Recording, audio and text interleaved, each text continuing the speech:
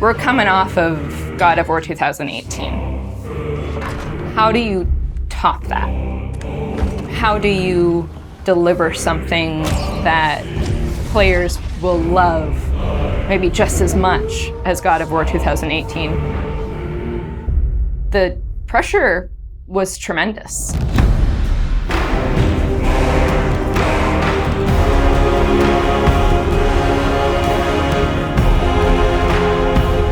My name is Ariel Angelotti, and I am the senior producer for narrative. My name is Richard Gobert.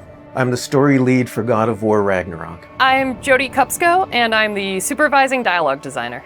It's my job to shape the story along with our writing team, our narrative director, and game director. As a producer, it's my job to help build a team to create that content, to own the schedule in realizing that content. I oversee the dialogue production throughout the entire titles. Every line of dialogue that you hear, every human vocalization and effort and grunt, our team touches.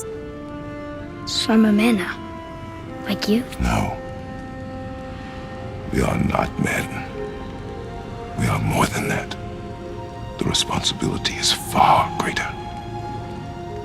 In the story of God of War 2018, we find Kratos seemingly having turned over a new leaf in the Norse lands. He lives a quiet life, hidden in the woods with his wife Faye and their son Atreus. And the story starts with them mourning her death, and we learn that she made a final request before she passed away. She wanted them to spread her ashes from the highest peak in all the 9 realms. He's scared of being a bad father, a bad influence, and as a result, it's made him an absent father. His greatest fear is that he's passed that evil that's inside of him onto his son.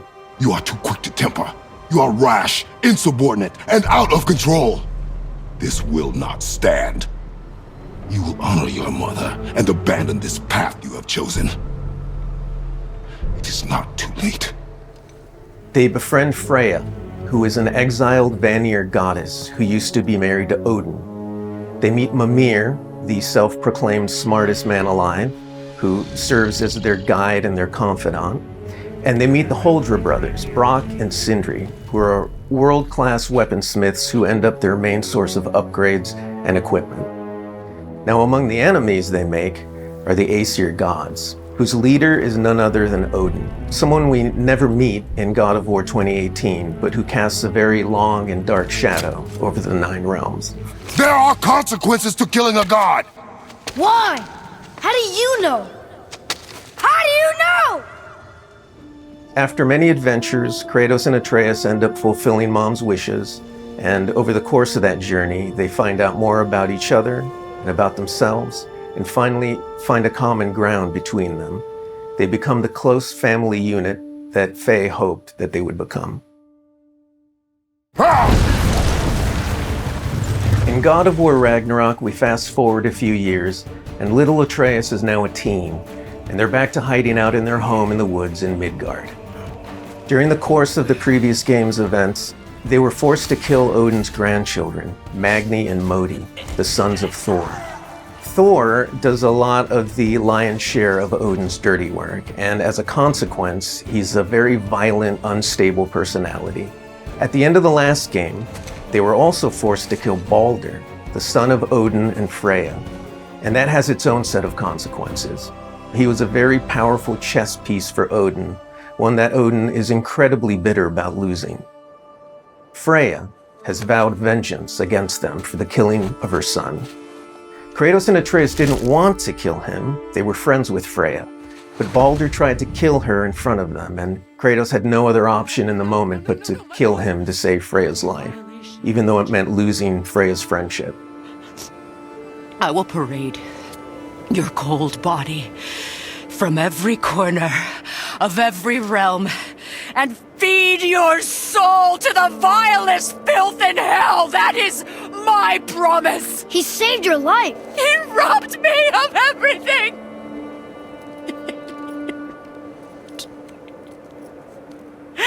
Everything.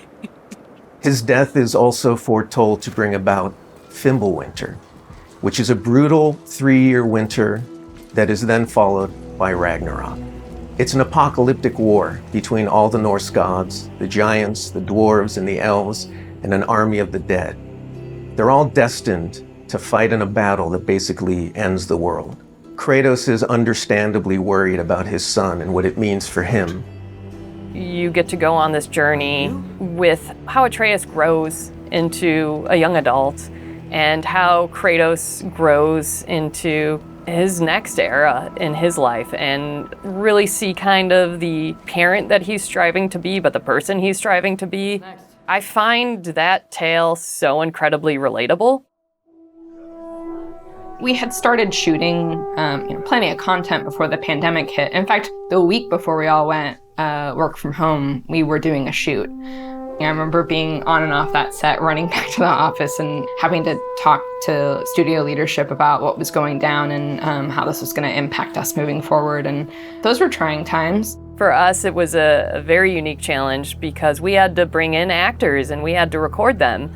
And so we had to look at different ways of adapting our typical motion capture process and dialogue recording process so we can continue production and continue at the quality that we wanted for our players and our fans. We had some actors stand in for other characters, actors who were already, who were like core to one of the scenes, might just be able to play a background character in another scene to be able to avoid a situation where too many people were on set on any given day. We avoided compromising the story that we were trying to tell as a result of the pandemic and these limitations that we had to deal with. There were no cinematics that we changed. We still have the same characters in them in the final game. We just had to get a bit creative with how we shot the content. Our actor for Atreus, Sonny, is a teenage boy, and his voice changed dramatically throughout the several years on this title. I don't want to fight anyone. I just want answers. We had to go in and even out that performance so it sounds like it took place over a short period of time. That was a unique challenge on this one. The prophecies say Fimbulwinter leads to Ragnarok. War is coming. Whether the Norse saga was going to be a trilogy or just 2 games was something we debated a lot. There were obviously pros and cons for either approach.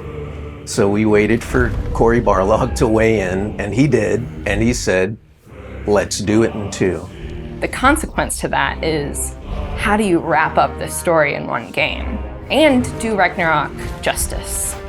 How do we lead up to that and then have a big moment at the end of the game and wrap up all those loose threads? This game is bigger than what we initially envisioned. There's a lot of important story moments that we needed to cover. There are more characters that we follow the threads of. And ultimately, it ends up feeling big and epic because there is a lot there for people to enjoy. I am very excited for folks to see this final chapter. A lot happens. We put our characters through the ringer, but we also bring them closure and we provide answers to a lot of the questions the first game posed. Just all of the new combat that we're doing and the new interactions. There's a lot of stuff that's happening in this title that I think people are going to have fun with. We all have our own personal Ragnaroks to deal with. And this story is about how you process that, how you own it, and how you make it a part of yourself and grow from it. I mean, we set some stuff up at the end of last game. There's going to be some consequences this game. We're going to see how things play out between Freya and Kratos. We're going to see how the evolution of the family relationship continues. You got Brock and Sindri, the dwarves, who are kind of part of your makeshift family now. And there's going to be some other characters that we introduce that maybe going to disrupt the balance a little bit. I can't wait until players get their hands on the game, are able to experience how the story unfolds for themselves. We have, I think, an incredibly well-rounded game. Very satisfying combat, beautiful and rich environments to explore, outstanding character art, a lush and moving soundtrack and soundscape. It's the work of hundreds of very dedicated artists, and they all have their own stories to tell.